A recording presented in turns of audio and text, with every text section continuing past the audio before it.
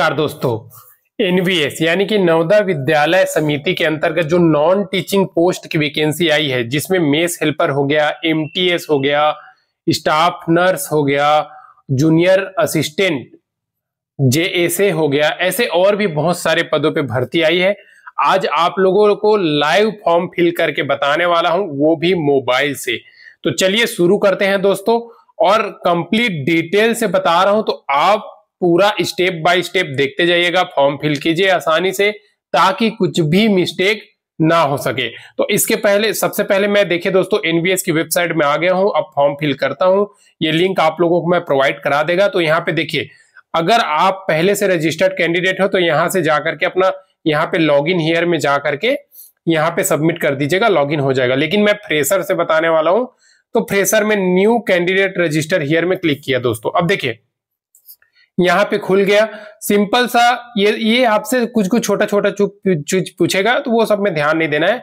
सबसे पहले आपको क्या करना है, आपको यहाँ पे टिक करना है, फिर उसके बाद सबमिट में क्लिक कर देना है। यहाँ पे क्लिक करते ही आप रजिस्ट्रेशन के पेज पे आ जाओगे, और रजिस्ट्रेशन में पहले पूछेगा आपसे कि आपके पास आधार कार्ड है या फिर जो भी आईडी कार्ड है उसको टिक लगाना है। तो जैसे मेरे पास आधार कार्ड है, मैंने आधार कार्ड का टिक कर दिया। अब उसके बाद यहां पे मैं अपना आधार नंबर सबमिट करूंगा, फिर जनरेट ओटीपी पर क्लिक करूंगा दोस्तों। तो मैं फटाफट चलिए अपना आधार कार्ड यहां पे मैं सबमिट कर देता हूं, फिर जनरेट ओटीपी पर क्लिक कर देता हूं। इसके बाद दोस्तों, आप जैसे ही अपना आधार वैलिडेट करते हैं ओटीपी डाल करके, तो आपके सामने में नेक्स्ट पेज आ जाएगा, जहां पे आपका डिटेल लिखा रहेगा, आपका नाम वगैरह, आपका डेट ऑफ बर्थ वगैरह सब कुछ शो कर देगा। ठीक है, अब उसके बाद आपको क्या करना है, सिंपल सा स्क्रॉल कर लेना है, फिर अपने जो पापा का नाम है वहां यहाँ पे टाइप करना है, माँ का नाम यहाँ पे टाइप करना है, और डेट ऑफ बर्थ तो आप सभी को पता है दोस्तों, अपना डेट ऑफ बर्थ टाइप कर दीजिएगा। फिर मेल हो फीमेल हो, कैटेगरी कौन सा है, आप कैटेगरी में देख सकते हो, आप जनरल, एससी, एसटी, ओबीसी जो भी हो वो अप्लाई करना है। उसके बाद एक सर्विसमैन कोटा कैंडिडेट है तो हाँ लिखिएगा, नहीं तो नो लिख दीजिएगा। फिर आप अगर you are a regular employ of, तो अगर आप एम्प्लॉय हो तो दोस्तों यस, एनवीएस का हो, सेंट्रल स्टेट जो भी हो, नहीं तो नॉन ऑफ दी। ठीक है, उसके बाद ठीक है, इतना हो गया दोस्तों। उसके बाद आपको अपना ईमेल एड्रेस लिखना है, वैलिड ईमेल एड्रेस कंफर्म करना है। उसके बाद अपना मोबाइल नंबर डालना है दोस्तों, अल्टरनेट मोबाइल नंबर डालना है, क्योंकि ये बहुत जरूरी चीज है। आजकल ज्यादातर ज्वाइनिंग इसी से दे रहा है, ईमेल के थ्रू करा दे रहा है। उसके बाद आपको अपना आइडेंटिटी कार्ड के रूप में जो भी आप वोटर आईडी है, आधार कार्ड है, पैन कार्ड है, जो भी है दोस्तों, आप उसको यहाँ पर सबमिट कर सकते हो। तो उसका नंबर आपको डालना पड़ेगा। तो जैसे कि बैंक पासबुक विथ फोटोग्राफ है, ड्राइविंग लाइसेंस है, पैन कार्ड है, ठीक है, पासपोर्ट है, राशन कार्ड विथ फोटोग्राफ है, वोटर आईडी है, ठीक है। इसमें से कोई सभी, जैसे अदर को करोगे तो अदर का नंबर आप आधार कार्ड डाल सकते हो, कोई दिक्कत नहीं है। ठीक है, उसके बाद आप दोस्तों, if you are PWD candidate, तो आप विकलांग कोटा कैंडिडेट है तो यस है, नहीं तो नो लिख दीजिएगा। ठीक है, उसके बाद आप अपना यहाँ पे ठीक है एड्रेस में आप नाम जो भी है, अपना लोकेशन वगैरह सारा कुछ अपना एड्रेस डालना है। एड्रेस डालने के बाद परमानेंट एड्रेस और आपका जो एड्रेस लोकल एड्रेस दोनों सेम है, तो यहाँ पे टिक लगा दीजिएगा। ठीक है, टिक लगाने के बाद आपको क्या करना है, पासवर्ड क्रिएट करना है। और पासवर्ड में कैसे क्रिएट करना है, जैसे आपका मनोज नाम है तो मनोज का एम कैपिटल रहेगा, ए स्मॉल रहेगा, एन को कैपिटल, उसके बाद @ देना, और कोई भी 4 अक्षर का आपका डेट ऑफ बर्थ का लास्ट 4 अक्षर डाल देना। ठीक है, ऐसे पासवर्ड बना लेना। और सिक्योरिटी क्वेश्चन करना दोस्तों, जैसे कि आप किस सिटी में जन्म लिए हो, ये सब छोटा मोटा मांगता है दोस्तों, तो उसका कोई दिक्कत नहीं है। ठीक है, उसके बाद ये जो मेरे में देखिए सिक्योरिटी पिन लिखा है 22794, वहां पे ये करना है। उसके बाद एग्री करके आपको सबमिट कर देना, आपका रजिस्ट्रेशन का प्रोसेस कंप्लीट हो जाएगा। ठीक है, तो फटाफट चलिए ये फिल कर देते हैं दोस्तों। इसके बाद जैसे ही आप नेक्स्ट पर क्लिक करते हो, आपका पूरा डिटेल्स आ जाएगा जो मैंने हाइड किया हुआ है। उसके बाद आपको ये क्लिक करना है दोस्तों, आपका नाम, पापा का नाम, माँ का नाम जो भी सही है वो क्लिक करके आई एग्री करना है। आई एग्री करने के बाद आपको फाइनल सबमिट पर क्लिक कर देना है। फाइनल सबमिट पर क्लिक करते ही दोस्तों आपका जो रजिस्ट्रेशन की प्रक्रिया है वो कंप्लीट हो जाएगी। आपको मेल और मैसेज दोनों जगह पे आ जाएगा आपका रजिस्ट्रेशन नंबर। अब देखिए आपको क्या करना है, फिर से आपको लॉगिन करना है दोस्तों। तो उसके लिए लॉगिन के पेज पर ऑटोमेटिक आप आ जाओगे। तो चलिए फटाफट एप्लीकेशन नंबर डाल करके यहाँ पे हम लॉगिन करते हैं। लॉगिन करने के बाद दोस्तों आपके सामने में इस प्रकार से शो होने लगेगा। देखिए आपका जो रजिस्ट्रेशन है वो कंप्लीट हो गया होगा। अब आपका एप्लीकेशन का जो फॉर्म है वो इनकम्प्लीट दिखा रहा होगा। तो चलिए मैं रजिस्ट्रेशन नंबर को अपना हाइड कर दिया हूं। अब कंप्लीट एप्लीकेशन पर क्लिक करते हैं दोस्तों। इसके बाद दोस्तों आपके सामने में पूरा डिटेल्स आ जाएगा कि कौन कौन सा पोस्ट की वैकेंसी आई हुई है जिसमें ऑनलाइन फॉर्म फिल हो रहा है। तो इसमें आप अपना क्वालिफिकेशन के आधार पे फटाफट इसमें जो जो पोस्ट में आप अप्लाई करना चाहते हो वो चयन कीजिएगा।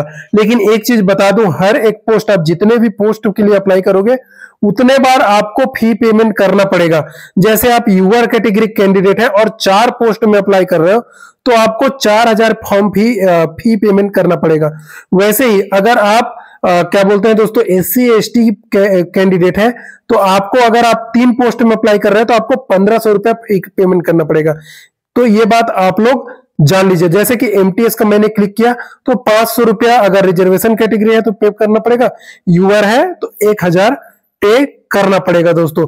तो आपका क्वालिफिकेशन के आधार पर आपको चयन करना है। जैसे कि मल्टीटास्किंग स्टाफ है तो मल्टीटास्किंग स्टाफ जो 10वीं पास है तो 10वीं पास तो सभी है तो मल्टीटास्किंग स्टाफ का चयन करेंगे। या फिर आप देख सकते हो मेरे हर एक पोस्ट में क्लिक कर करके आप लोगों को बताते जा रहा हूं कि ये पोस्ट में आप फॉर्म अप्लाई कर सकते हो। देख सकते हो दोस्तों इलेक्ट्रीशियन कम प्लम्बर वालों के लिए 2 साल का एटलीस्ट एक्सपीरियंस होना चाहिए या फिर ITI आप करना चाहिए। तो ITI देख सकते हो। उसके बाद लैब अटेंडेंट में 10वीं पास या फिर डिप्लोमा इन लेबोरेटरी टेक्निक में होना चाहिए या फिर 12वीं पास साइंस से होना चाहिए। मेस हेल्पर में तो एक्सपीरियंस मांगा है भैया, कोई मतलब का नहीं है। JSA में क्या है, JSA में 10वीं पास 12वीं पास और 30 वर्ड आपको कंप्यूटर टाइपिंग आना चाहिए दोस्तों। तो इस प्रकार से आप फॉर्म फिल कर सकते हैं। चलिए अब इसके बाद आप लोगों को तो पूरा मैंने क्लिक कर करके ही दिखा देता हूं दोस्तों, ताकि किसी भी प्रकार का आपके मन में कोई भी डाउट न रहे और फॉर्म फिलअप में कोई गलती ना हो दोस्तों। तो चलिए इसके बाद देखिए मैं इसमें से जो भी पोस्ट हटाना चाहता हूं वो हटा भी सकता हूं। मैंने फी के बारे में पहले ही बता दिया ताकि आप जो भी पोस्ट में फॉर्म फिल करना चाहते हैं वो बराबर शुरू से ही चयन कर सको दोस्तों। तो देखिए इलेक्ट्रीशियन कम प्लम्बर मेरे पास ITI का सर्टिफिकेट नहीं है इलेक्ट्रीशियन का, इसके लिए उसको छोड़ दिया मैंने। तो JSA का पोस्ट चयन किया हूं। अब देखिए इसमें से आप जैसे क्लिक करोगे ना कोई सा भी पोस्ट को तो उसका क्वालिफिकेशन क्या है ये आपके सामने में शो कर देगा। जैसे कि ASO को मैंने आप लोगों को दिखाया हुआ है। अब देखिए इसके बाद आपको क्या करना है दोस्तों, इसके बाद ये आगे का ऑप्शन में क्लिक करना है। जैसे कि आप देख सकते हो यहाँ पे आपके पास स्किल टेस्ट अगर कौन सा लैंग्वेज में देना चाहते हो तो हिंदी में हिंदी, इंग्लिश में इंग्लिश, जो भी आप टाइपिंग जानते हो। तो मैं इंग्लिश के बारे में तो इंग्लिश में लिख दिया। उसके बाद पूछता है दोस्तों आप contract basis daily basis invest में काम कर रहे हो तो नो। उसके बाद agree and save and continue पर क्लिक।